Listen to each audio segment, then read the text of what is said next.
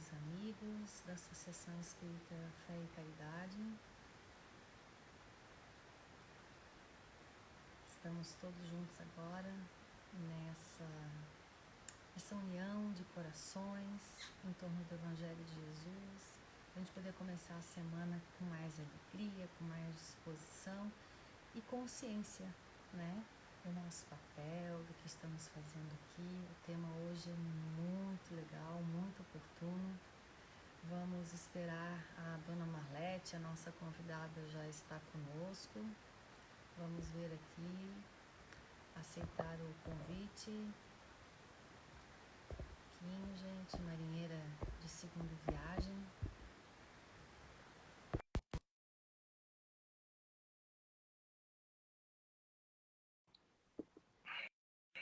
Vamos ver se a Marlete consegue entrar.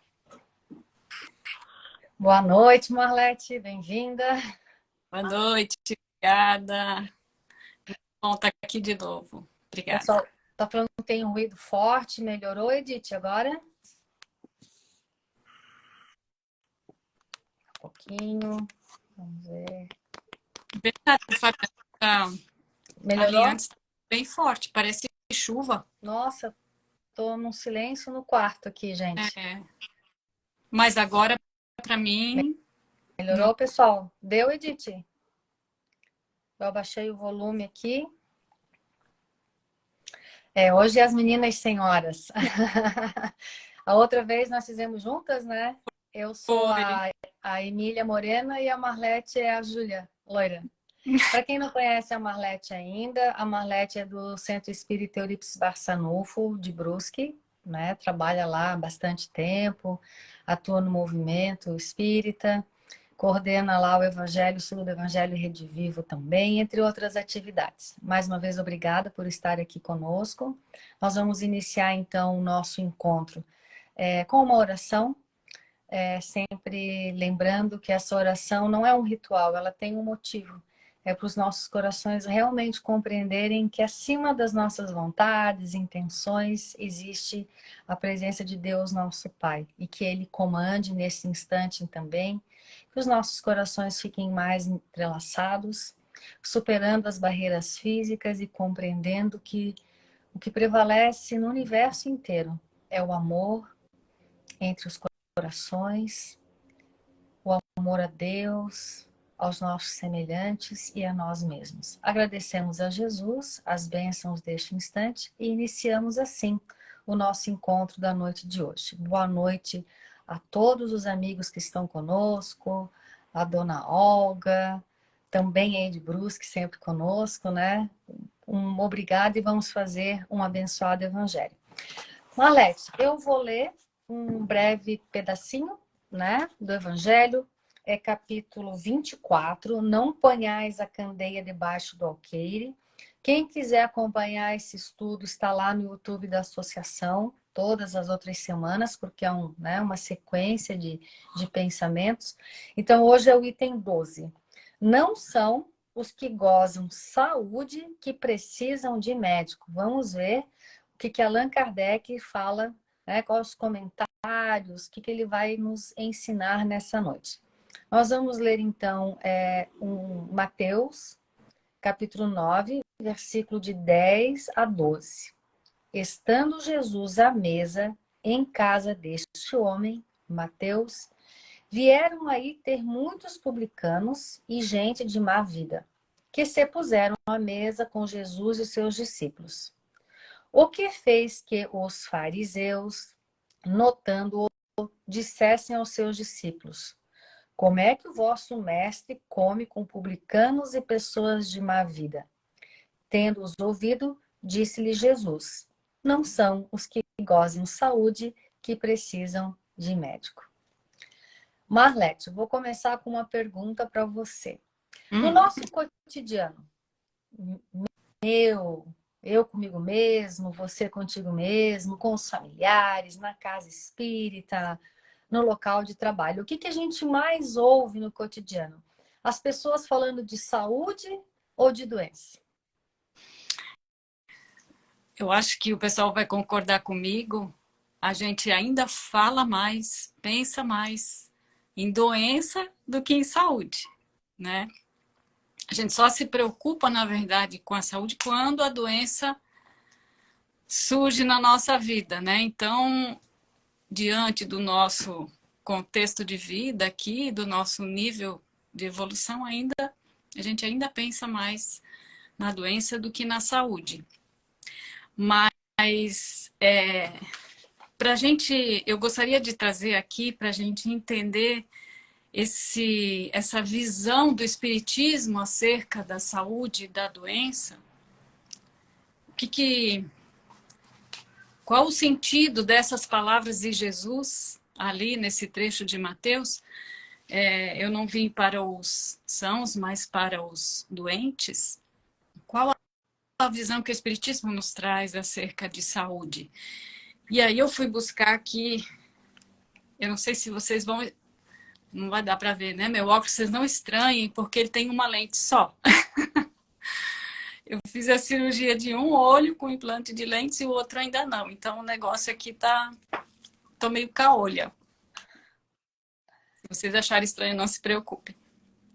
A questão 95 do livro Consolador, psicografia do Francisco Xavier pelo Espírito Emmanuel, em que foi formulada a seguinte questão ao nosso querido benfeitor Emmanuel. A questão 95 diz o seguinte: em face dos esforços da medicina, como devemos considerar a saúde? E Emmanuel nos responde: para o homem da Terra, a saúde pode significar o equilíbrio perfeito dos órgãos materiais.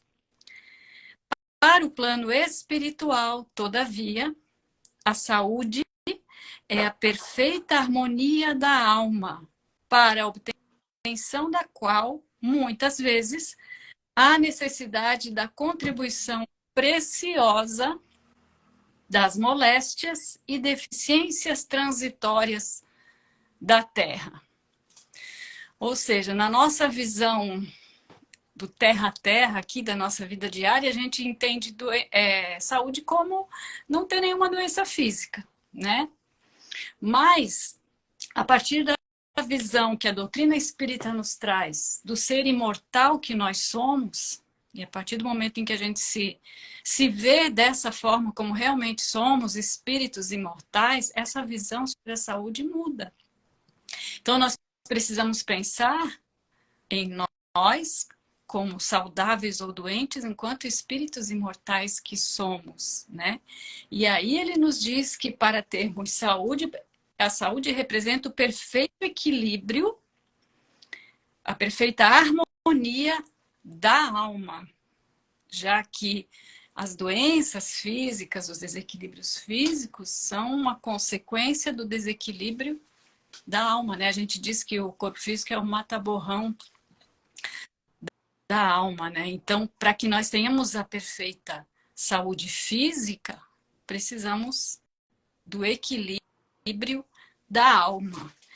E aí a gente pode se perguntar, o que seria esse equilíbrio, essa perfeita harmonia que Emmanuel fala aqui, né? Como que nós vamos conseguir conquistar isso? E aí, nós vamos nos recordar e nos reportar mais uma vez a uma das obras básicas, o Livro dos Espíritos. No capítulo 1 da terceira parte, que trata das leis morais, no capítulo 1, a lei divina ou natural. E aí, na questão 614, Kardec pergunta: o que se deve entender por lei natural? E os espíritos respondem: a lei natural é a lei de Deus, é a única necessária à felicidade do homem. Ela lhe indica o que ele deve fazer ou não fazer, e ele só se torna infeliz quando dela se afasta. Ou seja, para nós alcançarmos esse perfeito equilíbrio, essa harmonia da alma, o que certamente nos trará felicidade, nós precisamos estar em sintonia com a lei divina. agirmos, pensarmos e sentirmos de acordo com a lei divina. É ela que vai nos trazer, quando nós estivermos em sintonia com ela, essa perfeita harmonia, esse equilíbrio que nós precisamos para que tenhamos também uma saúde física, para que tenhamos a nossa saúde integral, né? Então, quando nós perdemos esse equilíbrio, nós adoecemos. E quando nós adoecemos, nós vamos precisar de um remédio, né? Então, eu já ia te perguntar, né? Que remédio? Existe um remédio? Existe uma fórmula mágica, um remédio? E, na verdade, o que significa a palavra remédio? Acho que até para a gente entender o contexto. É, a gente pouco se reporta a esse significado das palavras, né? Mas se a gente parar para pensar um pouquinho, remédio, é retornar, né? Médio ao meio, ao centro, ao equilíbrio. Então, remédio é esse instrumento que vai nos levar de volta ao equilíbrio. Vai nos reportar de volta ao meio, ao ponto de equilíbrio, ou seja, a saúde, a perfeita harmonia e equilíbrio que Emmanuel fala aqui no livro Consolador. Então, e esse equilíbrio é tanto físico quanto espiritual. A partir do nosso equilíbrio espiritual, da alma, nós vamos naturalmente também obter esse equilíbrio físico, essa saúde que todos nós buscamos. E muitas das vezes nós não nos preocupamos com as causas dos nossos desequilíbrios, né? A gente procura logo uma medicação, alguma coisa para aliviar, para dar uma pílula, um remédio, uma mágica. Até na casa espírita também, né? A gente um passe, um pedido de prece, rapidinho, para solucionar rapidinho o meu problema. Não é assim que a gente... Gente, não estou falando dos outros, a gente se reporta muito, né? Às vezes, intimamente, mentalmente, a gente já faz essa conversa com Jesus, com os espíritos amigos, né? Eu preciso do remédio rápido. E aí eu fiquei pensando aqui, né? Jesus é o nosso divino médico, né? Médico de almas. E o remédio que ele nos traz é a sua palavra. As suas falas, como essa fala a que nós estamos hoje nos dedicando a refletir, uma fala de Jesus. Cada fala de Jesus, cada atitude, cada exemplo que ele dá, já que ele é o evangelho vivo, né? Paulo entende dessa forma Jesus, né? Como o evangelho vivo de Deus. Então ele é o evangelho, porque ele era tudo aquilo que ele falava. Então cada fala de Jesus, cada ação, seria como uma pílula, um comprimidinho. Que assim, né, Marlete? Ele é o médico, o exemplo dele, a fala é o remédio, mas a gente tem que tomar. Então. E às vezes aí que a gente meio que, né, fecha a boca, acha o remédio não está apropriado, questiona. A gente até questiona, às vezes, esses remédios, se são válidos ou não. Não sei se eu estou adiantando assim, o andar da carruagem, se eu tiver, tu desconsidera, né? Mas é uma pergunta que não quer calar. Não sei, o pessoal que está aí, né? Será que eu sou sã ou sou doente diante de tudo disso que você está falando? Tem alguém 100% doente, 100% são? Como que a gente está? Como é que a gente pode fazer essas avaliações, né? Tem esse recurso aqui? Essa que é a questão, né? A grande dificuldade é quando nós não enxergamos a nossa doença, né? Quando nós vivemos nessa chamada cegueira espiritual. que é provocada pelo orgulho e pelo egoísmo, né? Como aqui, no caso, contextualizando até essa nossa reflexão de hoje, né, Fabiana? Essa passagem que você leu ali, do Evangelho de Mateus,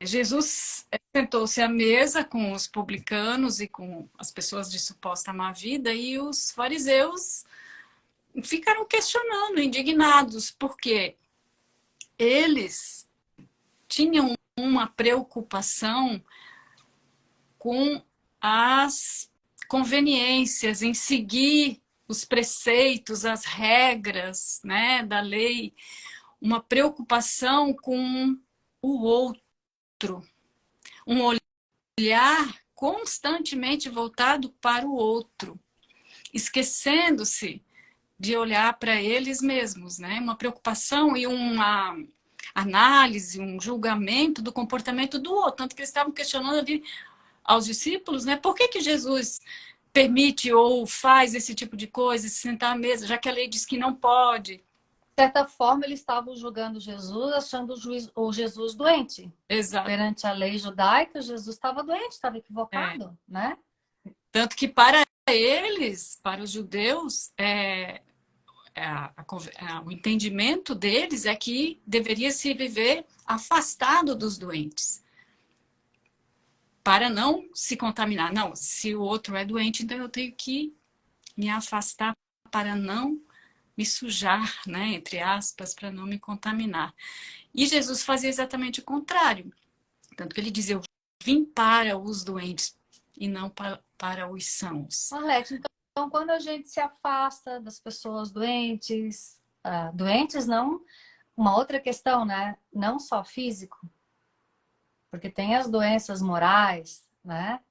A gente se afasta, ou a gente julga, ou a gente quer mudar o outro. Esse comportamento é um comportamento de uma pessoa doente também? Exato. Uma pessoa que não consegue olhar para si mesma. Porque no nosso nível evolutivo, eu acho que todos vão concordar comigo, todos nós ainda somos doentes da alma, né? Todos trazemos imperfeições ainda. Já temos, graças ao Evangelho de Jesus, a sua mensagem, esse desejo de desenvolver as nossas virtudes, de nos melhorarmos, né?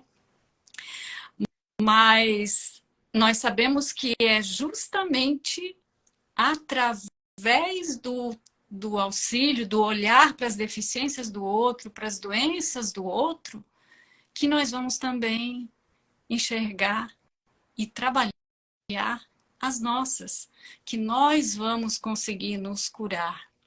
Até porque nós só vamos conseguir ter esse olhar de empatia, de compreensão para com as doenças do outro, como você fala, não só as doenças físicas, mas principalmente as morais, que muitas vezes é mais difícil para a gente, né?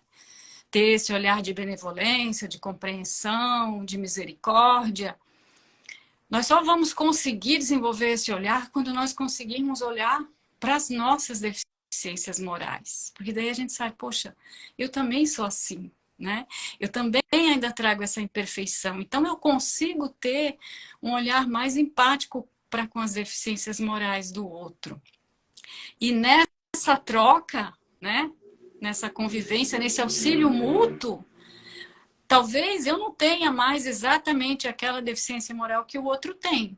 Eu tenho outras. Então, nessa convivência, nessa troca, nesse auxílio mútuo, nós dois crescemos. Né? Nesse socorro que nós nos dispomos a prestar ao outro, nós também nos curamos. Mas Pode falar. Não, aí eu lembrei que o comentário, a reflexão de Kardec aqui nesse trecho do Evangelho, ele traz a questão da mediunidade, né, Fabiana? Sim. Então, ele faz uma reflexão aqui acerca dos comentários, do entendimento que muitas vezes as pessoas têm e questionam por que a faculdade mediúnica foi dada a pessoas com ainda muitas deficiências morais, né? Muito imperfeitas, e que muitas das vezes fazem mau uso dessa faculdade. Então aí eu pergunto, né? Por que será que Kardec traz essa reflexão da mediunidade aqui? nessa fala de Jesus? Em que medida a faculdade mediúnica vai ser, para mim, uma oportunidade de cura? Como é que será que acontece isso? O que você acha, Fábio? A gente tem ainda um equívoco que é achar que para o trabalho mediúnico é para ajudar os espíritos, né? Vou lá fazer caridade para os espíritos. E, na verdade, o intercâmbio mediúnico... Vamos falar agora ali do momento do trabalho mediúnico. A gente sabe que a mediunidade, ela extravasa isso, está em todas as atividades da casa. Mas, assim, né, eu estou indo para a casa espírita, muitos novos, né? Eu quero ir lá ver os espíritos e daí eu vou ajudar os espíritos.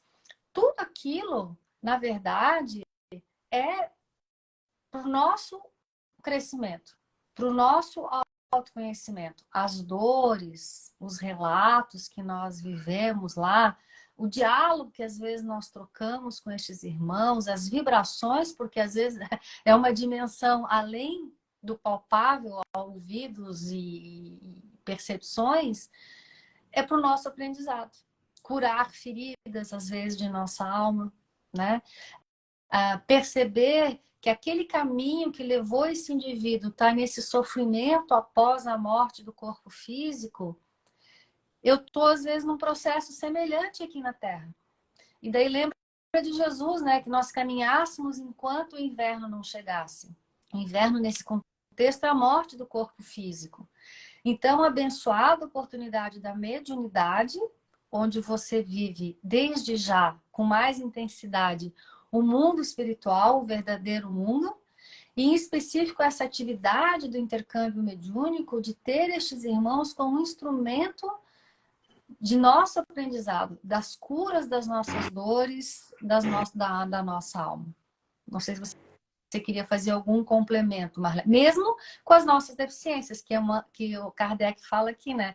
Como é que aquela pessoa é ruim e é médium, né? Se fosse esperar um médium perfeito, não teria. Aí prova que a mediunidade, aquele que vem com a faculdade mediúnica, ele aproveite esse remédio, né? Isso. Eu gosto muito também do Raul Teixeira, um olhar do Raul, que ele coloca que cada vez que o médium vou dar um exemplo, né? Se comunica um espírito que cometeu suicídio, o outro que tem as dores de ter provocado a morte de alguém, enfim, gente.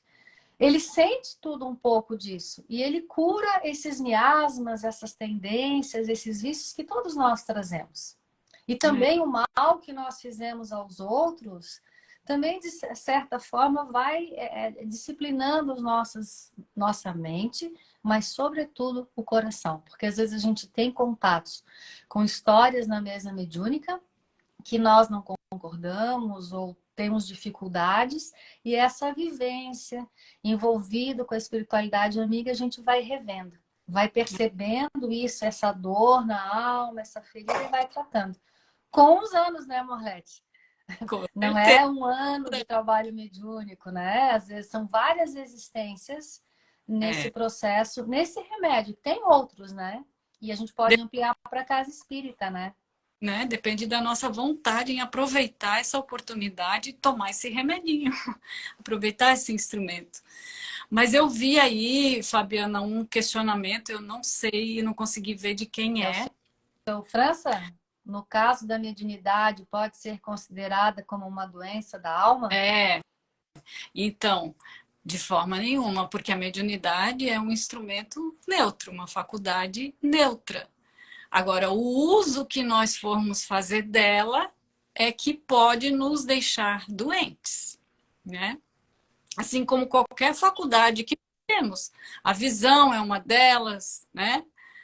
Se nós usarmos mal, não cuidarmos adequadamente, podemos ficar doentes. E assim, qualquer outra faculdade orgânica que nós tivermos. Então, a faculdade mediúnica em si, ela é neutra. Agora, o uso dela pode nos deixar doentes, sim. Mas o objetivo dela é ser um instrumento de cura. E quando ela é bem executada e compreendida, claro, dentro das nossas... Porque é uma coisa que a cada dia vai ampliando o entendimento, a vivência, ela traz saúde. Com Porque ela certeza. traz equilíbrio para a alma. mesmo um corpo... Chico tinha um corpo bem adoentado, como é o nome do gigante deitado? Jerônimo Coelho, o Jerônimo Mendonça, né? Bom, Ele todo debilitado, mas ele usava a mediunidade, com certeza, um pouco antes dele desencarnar, o mentor dele falou, aguenta mais um pouco, vai piorar a tua situação física, mas tu tá curando a tua alma. Continua Jesus, no trabalho no bem. Jesus já disse que é dando que se recebe, né? Se eu me dedico a um trabalho de amor, né? Eu também vou receber de volta. É o que você estava falando antes. A mediunidade é esse instrumento de cura. Tanto que eu sempre falo isso, o pessoal lá de Brusque já vai estar cansado de, de ouvir isso. Mas lá no projeto Manuel Filomeno de Miranda, quando fala dos objetivos da mediunidade, né? O primeiro deles é a educação do médium. O segundo, a comprovação da imortalidade da alma. E o terceiro é a prática da caridade. Né? Muitas vezes as pessoas pensam que o primeiro objetivo é para eu fazer a caridade. Não. O principal, o primeiro objetivo é a educação do médium. Então, é um instrumento de cura. Nessa convivência com todas essas almas, muitas vezes sofrendo enormemente no plano espiritual na vida após a morte, é que a gente vai aprendendo, ouvindo esses relatos, né? O que eu devo fazer para ter uma vida futura mais feliz. Então, e nessa troca de dores, dores morais, os nossos conflitos, nós vamos nos trabalhando também. E aí é que tá, né? Todas as oportunidades que a gente tem no trabalho no bem, né, Fabiana? Não só no trabalho mediúnico, a gente está falando aqui, porque o Evangelho focou nisso, aqui nesse trecho, mas qualquer trabalho no bem é instrumento de cura. É servindo que a gente também vai se curando, se nós tivermos esse olhar de que essa oportunidade é para mim. O remédio é para mim. Essa nossa fala aqui, né, Fabiana? Essa troca. Como a gente conversou, né? O seu Nereu sempre falava que o espiritismo é a doutrina do eu, não é para o outro. E a gente acha, eu vou lá para fazer a palestra para as pessoas aprenderem, vou lá para doutrinar o espírito. E não, tudo. Vamos falar um pouquinho da casa espírita agora, né? Que aqui tem bastante gente que está ali no dia a dia da casa espírita e tal. Todas as questões que ocorrem dentro de uma casa espírita é para o nosso aprendizado, para a nossa análise. Por que eu estou vendo desta forma? Por que eu reagi dessa? Como é que eu tenho que me comportar frente a essa situação, frente a essa pessoa, frente a esse espírito, né? Nós falamos muito do intercâmbio com o mundo espiritual, os espíritos sofredores, né? Mas como médium, às vezes você passa mensagens belíssimas de espíritos amigos, é para ficar com a gente a lição, passa pela gente. Então teria que ficar mais presente, como você falou, né? A lição da imortalidade. Não posso mais ter medo da morte, insegurança do futuro, questionar as injustiças, porque está ali, a gente está vivendo isso, né? Então, assim, importante, né, Marlete? Sempre o conhecimento, né? Buscar o conhecimento na doutrina espírita, tanto em termos de conteúdo, mas passando pela autoanálise, como ele falou, né? E para chegar, a caridade seria essa prática. Né? Claro que a gente não vai ficar estudando anos, né? Assim fica. Tem gente que a gente conhece, eu tenho que estudar mais um pouquinho, eu tenho que aprender. Não é assim também que a gente está falando, não é, Marlete? O que você gostaria? Qual é a dica que você dá? Que é mais importante nós prestarmos atenção na aplicabilidade desses conhecimentos que nós já temos. Se nós estamos aplicando, ou seja, se nós estamos tomando essa pílulazinha, né, que a doutrina nos traz, jogando luz sobre essas falas de Jesus, né, sobre o Evangelho de Jesus. É um remédio, é um instrumento que nós temos aí de cura das nossas mais diversas doenças, né, conflitos, enfim. Então, se perguntar, será que eu estou tomando esse remedinho que Jesus está me oferecendo aqui nesse momento, né? Ou eu estou só com a receita na minha frente e não estou engolindo, não estou tomando esse remédio. Porque enquanto não se observar diante das situações, mesmo os sentimentos, né, Fabiana? Nas nossas convivências entre encarnados mesmo, dentro de uma casa espírita, no lar, na sociedade, seja onde for, prestar atenção nos nossos sentimentos, diante das desavenças, dos conflitos, das ideias diferentes, como eu estou me sentindo, por que eu estou sentindo isso? Né? Se eu estou incomodada, por que eu me incomodei com isso? Porque isso está ali na minha vida para me ensinar alguma coisa.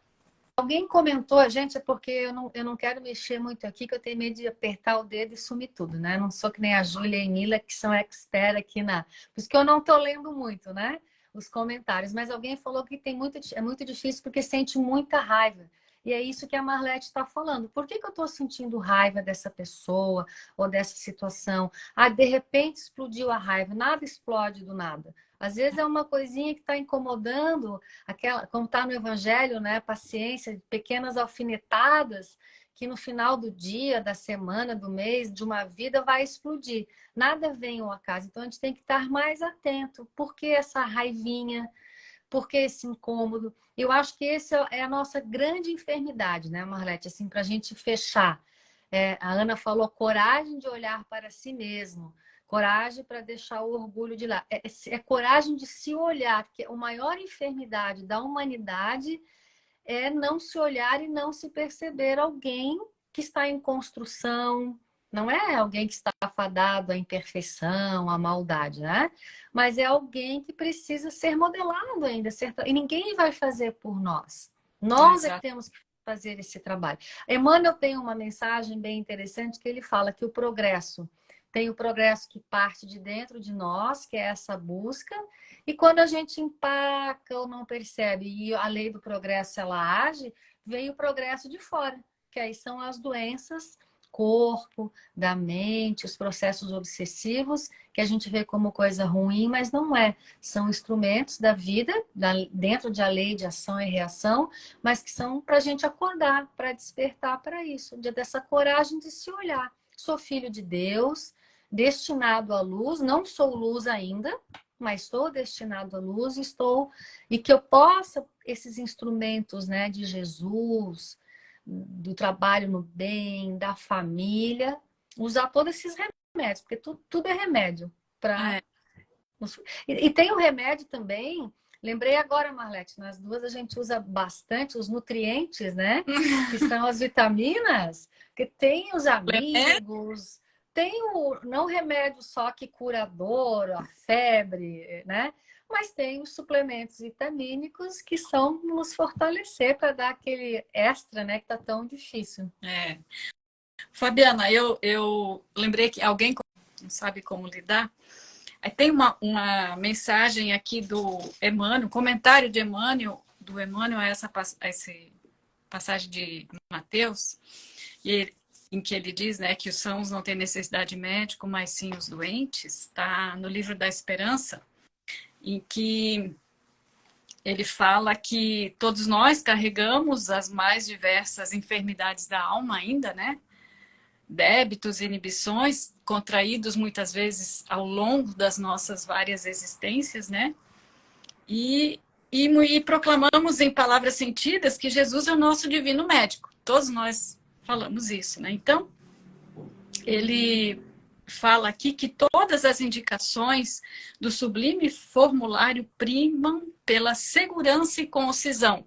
Não tem nenhum remedinho, nenhuma pílula de Jesus que vá ter efeitos colaterais, né? Ou algum efeito negativo na nossa vida. Aí ele dá algumas pílulas de Jesus aqui, ó. Nas perturbações do egoísmo, faze dos outros o que desejas que os outros vos façam. Nas convulsões da cólera, na paciência, possuirás a ti mesmo.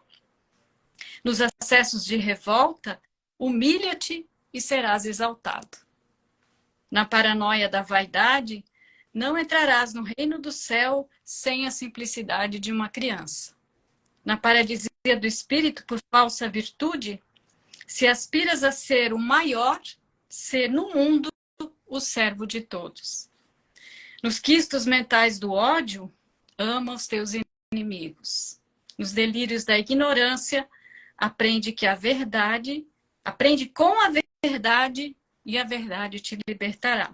Nas dores por ofensas recebidas, perdoa 70 vezes, 7 vezes. Nos desesperos provocados por alheias violências, ora pelos que te perseguem e caluniam. Nas crises da incerteza quanto à direção espiritual, se queres vir após mim, nega a ti mesmo, toma a tua cruz e segue. E aí ele continua a mensagem, mas eu só queria trazer esse trechinho, que são as pílulas de Jesus que nós podemos tomar sempre que nós nos encontrarmos em situações semelhantes. Obrigada, Marlete. Obrigada a todos que participaram. Que possamos fazer uma boa semana, utilizando esse remédio que foi agora para todos nós, que fique guardado para a gente usar durante a semana essas reflexões e que nós possamos fazer uma boa semana, levando Jesus em nosso coração. Eu vou passar a palavra para a Marlete fazer a nossa prece final, Marlete. Mais uma vez, muito obrigada.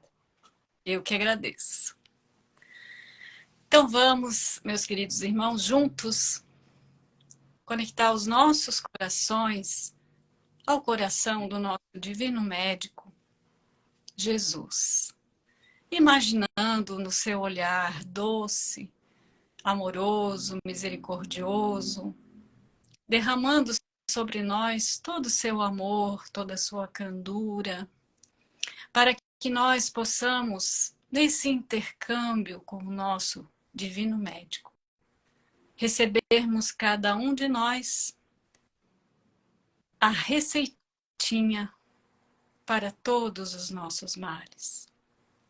Que possamos ler com atenção essa receita que Jesus nos traz, para que possamos encontrar a saúde plena, para que possamos ser, desde já, felizes, onde estivermos, como estivermos, com quem estivermos. Para isso, precisamos apenas manter o nosso pensamento e o nosso coração conectados a Jesus, ao seu amor, ao seu exemplo, enquanto Evangelho vivo de Deus. Que Jesus abençoe o nosso propósito de, ao usufruirmos e ingerirmos todos os seus remédios, alcançarmos a felicidade plena, a saúde, realizando todos os esforços necessários nesse sentido, mantendo a vigilância e a oração constantes. Agradecidos, então, encerramos o Evangelho da noite de hoje. Que assim seja. Boa noite, obrigada. Boa Tchau. noite. Tchau.